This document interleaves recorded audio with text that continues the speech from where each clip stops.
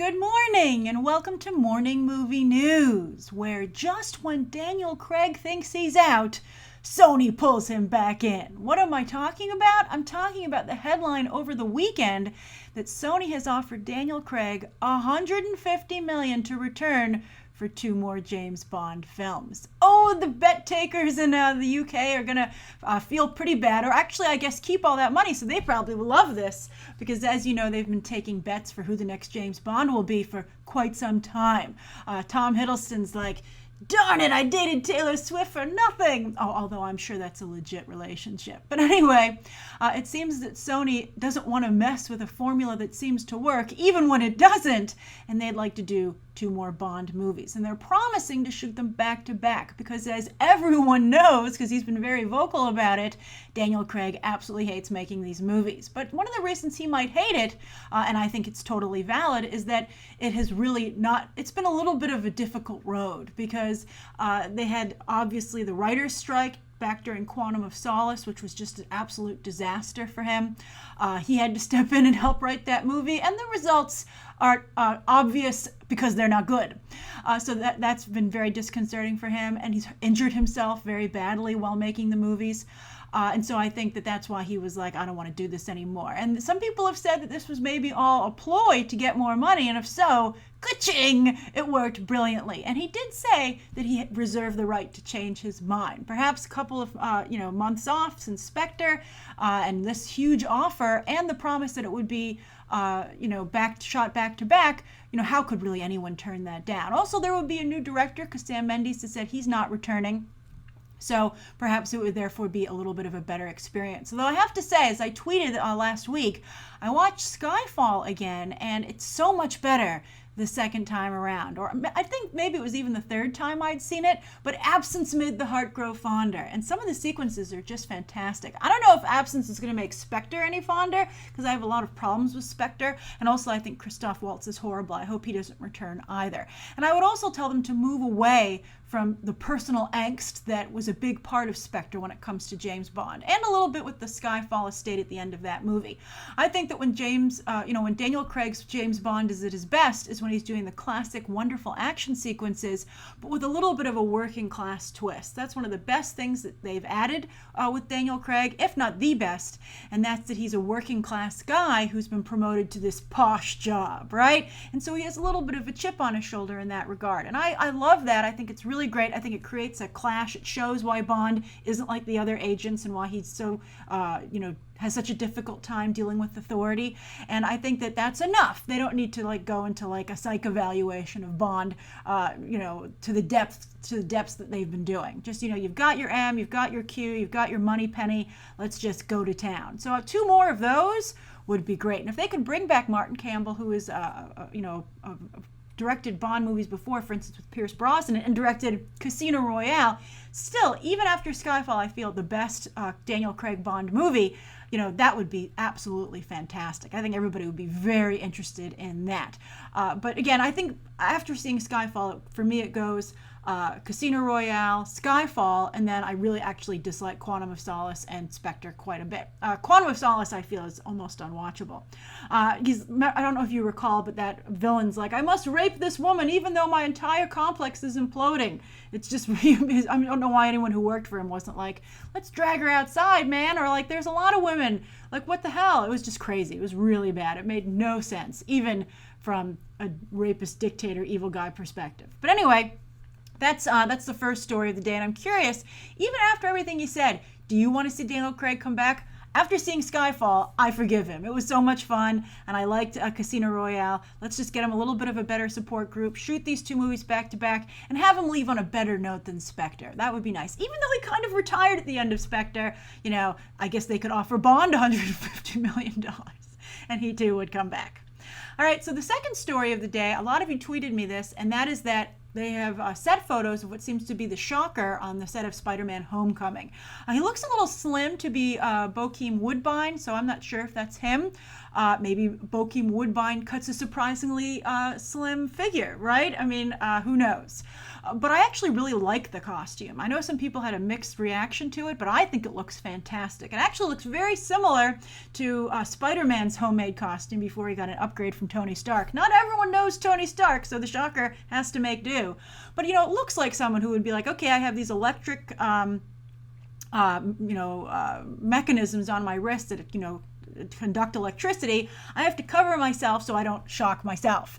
And I think it looks just like that. And I really like that realistic aspect to it. I think that particularly with the Amazing Spider-Man 2, the costumes went in a ridiculous direction.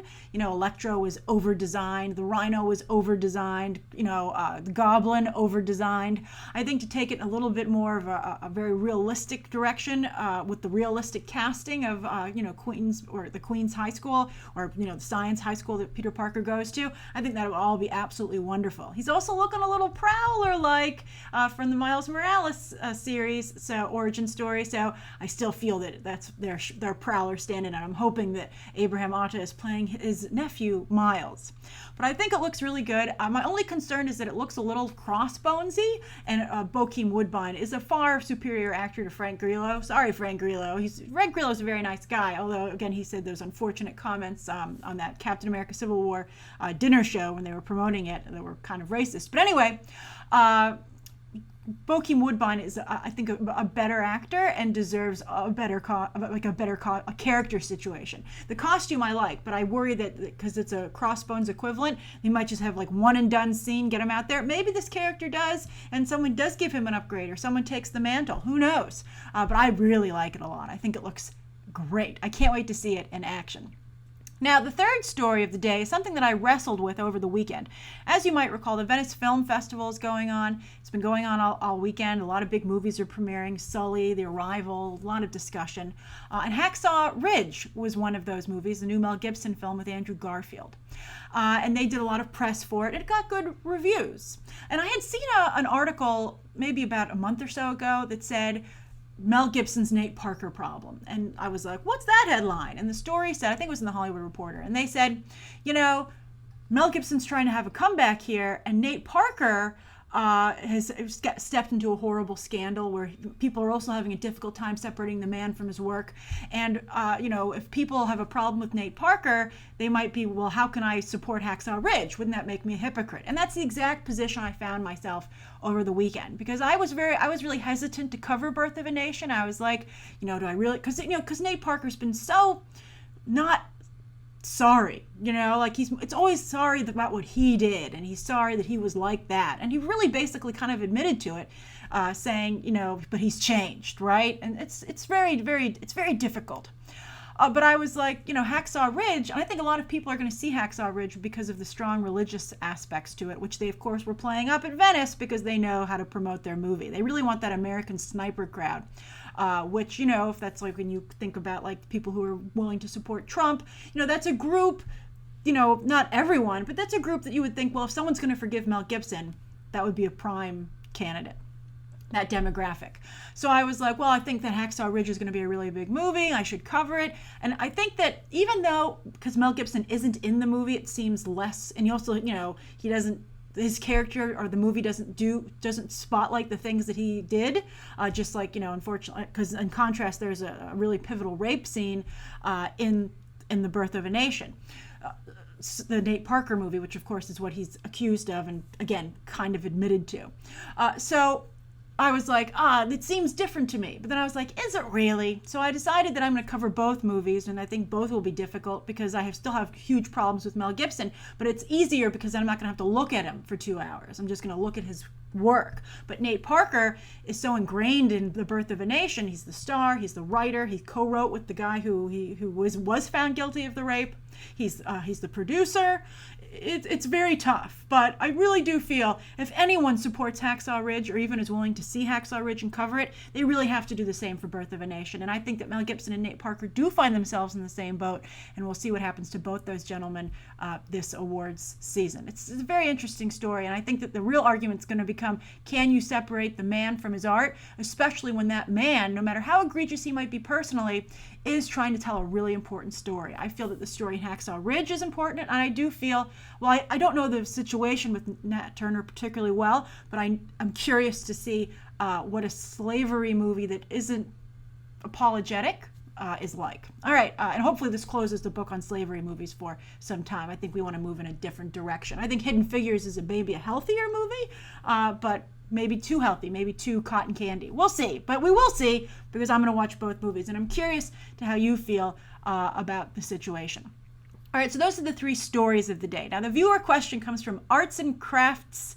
Oh, Arts and Crafts, that's funny. He wrote it as a name, but it's Arts and Crafts. That's hilarious. So Arts and Crafts said, hey, Grace, been watching you for a couple of years now, and you're the YouTuber I always look forward to watching. Aw, I have a question for you if there aren't any more important ones to address. LOL. Your question's so much fun. It's a great thing to come off of Labor Day weekend.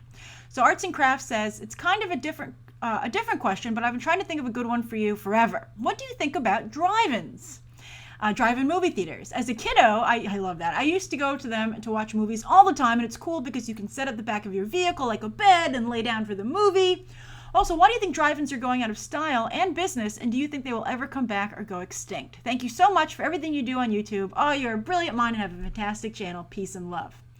I thought that was a wonderful, wonderful question. It struck a chord with me because when I was at Disney World recently, Hollywood Studios, for the first time I decided to try the Sci-Fi Diner, which is kind of like a drive-in pseudo experience. And it was so much fun. I thought I would not enjoy it, especially because they're just playing like 1950s sci-fi commercials and stuff like that, and like little advertisements and announcements they used to have in actual drive-ins at that time.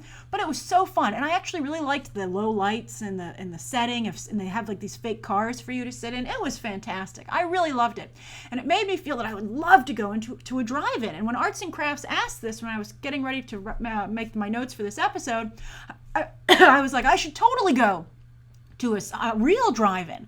But I tried to find one in the New York area, and it was really difficult. Some of them looked like fun. They had current run movies, but the screens were so small, and it looked like it would be such a different viewing experience. And they seemed a little run down. They weren't quite the experience I was like hoping for. I think it might just be the area. I'm sure there are nicer ones across the country, and that's one of the things I'd like to ask you guys. Do you know of any good drive-ins that you would recommend if anyone wants to experience this before the weather changes?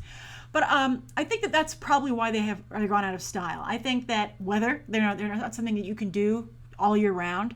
I think that people really have become connoisseurs, especially people who go to the movies regularly, of a great viewing experience. And you're not going to have surround sound. You're not going to have an IMAX screen. You're just going to have like a small screen. So it's really like a throwback experience. You know, back in the heyday of drive-ins, there wasn't that big an emphasis on the way a movie was projected, right? Now even the most casual fan is like, well, what's the resolution? How big is the screen? Is it in 3D? Is it IMAX? Is it Dolby Prime? All those fun things, which I do believe personally as a moviegoer do make a difference to my experience. But I would be into going into a drive-in if, it felt like a new experience. I think that it would be tough for me to go to something that felt, like run down and like it was on its last legs. If they really kicked up the nostalgia feel like the Sci-Fi Diner does, I think that would be a fun experience. And so I think that that's really the reason it's gone out of style. And that just, people have become more connoisseurs, and the multiplex is just such a strong competitor. But I think that there would be a market for a really good drive-in if someone were to step up their game. It's an experience that I would be interested in having. So Arts and Crafts, do you still know of any good drive-ins? And for those of you who also know, please be sure to share down below. And any other fun ways that you can think of watching a movie that aren't the traditional way, at least the traditional way today. All right, thank you so much for tuning in, everyone. Please write down below what you think of today's top 3 stories, Arts and Crafts viewer question, anything you'd like to see covered tomorrow, and any questions that you might have. Thanks for watching. Bye.